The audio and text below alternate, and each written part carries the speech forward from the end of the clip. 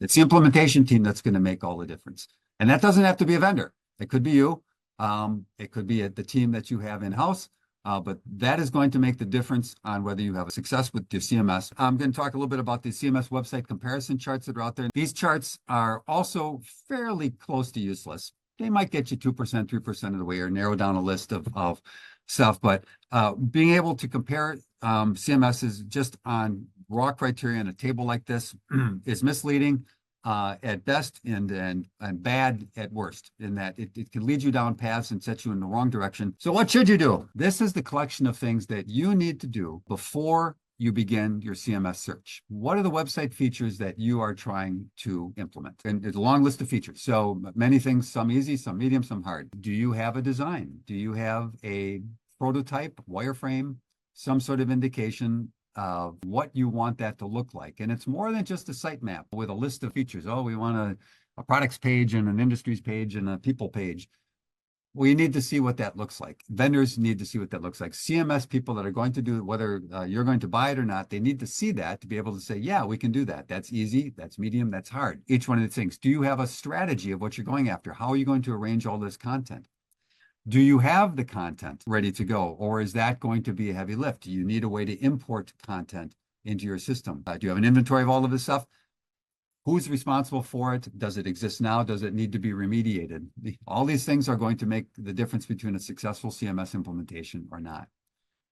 Honest about your budget. Very often we have people that approach us that say, I don't know how much a CMS could cost or should cost. And so what should we spend? And then we're gonna have a circular conversation for a little while as we say, well, what features do you want?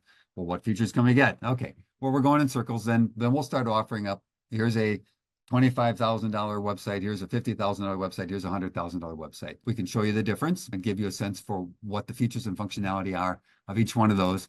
And then you can hopefully start working towards your budget. When you do the CMS implementation, in theory, your licensing costs should be a minority part of the cost, but you need to come up with a budget for what you can do. Honesty about the skills of your staff. Again, this has nothing to do with the CMS tool itself. A great tool.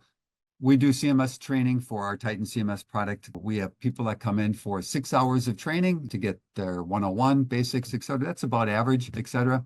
Some people are done in 2 hours.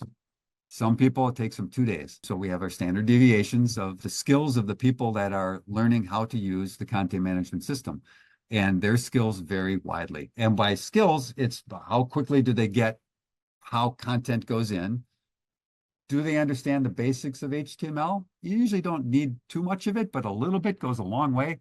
Understanding kind of the basics of what JavaScript and CSS do. You don't need it, but if you have an understanding, it goes a long way, especially when something isn't working quite right. It behave or animate in the way that you think it should on the screen. Having an understanding of how that technology is working underneath the hood will make you better at getting support, being able to ask the right questions. So a well-informed CMS user has some skills, the whole curve. So people with no skills, all the way up to full implementation teams that are full stack developers. And we work with all of those when we do our implementations. And finally, once you get down to, this is going to have the first 5 over here, going to help you narrow down to a CMS vendor. And then at some point in time, you're going to then ask that vendor, show us what example, talk to us about how you've implemented and solved the different kinds of problems. Because as we look at the features and your strategy, your content and your budget, it's going to dictate all sorts of stuff that's going to say, are we going to recommend WordPress? Are we going to recommend Squarespace? Are we going to tell you, you guys really should go over and do this on SharePoint? So all of these things are going to dictate what sort of recommendation you get and what's going to be the right thing.